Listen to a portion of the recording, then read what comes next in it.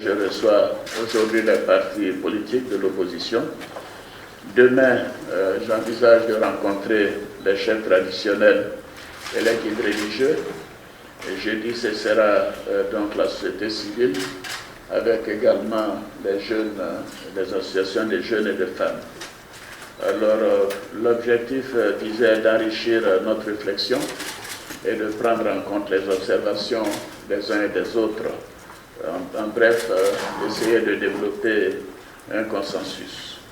Alors, à l'issue de nos rencontres, les observations seront reversées au comité d'experts qui nous fera donc une proposition de texte.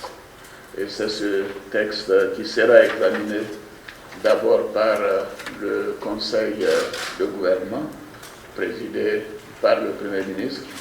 Je tiens à le faire en mon absence. J'ai dit au Premier ministre que cette discussion devra prendre le temps qu'il faudra, même s'il faut 2 journées, contrairement à mes habitudes, et que le Conseil de gouvernement ait toute l'attitude de passer en revue les différentes propositions, et pour qu'en Conseil des ministres, le Conseil de gouvernement puisse nous faire des propositions en Conseil des ministres, et un texte qui peut donc être adopté et transmis ainsi à l'Assemblée nationale. Donc voici un peu le chronogramme. Bien évidemment, nous avons des contraintes de calendrier, puisque nous devons d'abord procéder à la révision de la liste électorale. Ceci devra commencer, je crois, dès ce mois-ci. Et ceci prendra quelques semaines. Et la liste électorale sera donc disponible que vers le mois d'août-septembre, selon le chronogramme qui a été proposé par la Commission électorale indépendante, ce qui nous permettra, nous, d'envoyer notre projet à l'Assemblée nationale, j'espère au mois de juillet, pour être examiné. Et le référendum en ce moment-là sur la Constitution serait proposé pour le mois de septembre, le mois d'octobre. Nous avions pensé à un moment donné à un couplage du référendum et des élections législatives qui, selon la loi, doivent avoir lieu en novembre, début décembre ou plus tard.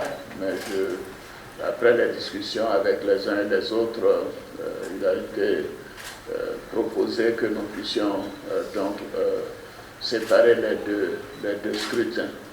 C'est donc ce qui est envisagé, en faire le référendum constitutionnel en septembre-octobre et les élections législatives en novembre-décembre. Donc voilà un peu le calendrier, le chronogramme que je voulais vous indiquer. Et donc vous remercier à nouveau d'être là ce matin et dire que pour moi cette première rencontre avec l'ensemble de l'opposition est très importante pour la vie de la nation et que nous devons donc essayer de tenir le calendrier. Nous avons également, comme vous le savez, envoyé à l'Assemblée nationale le texte concernant l'opposition et le statut de l'opposition.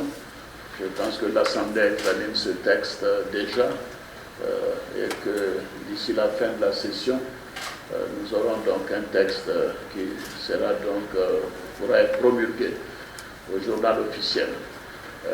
Le financement des partis politiques également a été mis en œuvre par mon prédécesseur et cela également est appliqué.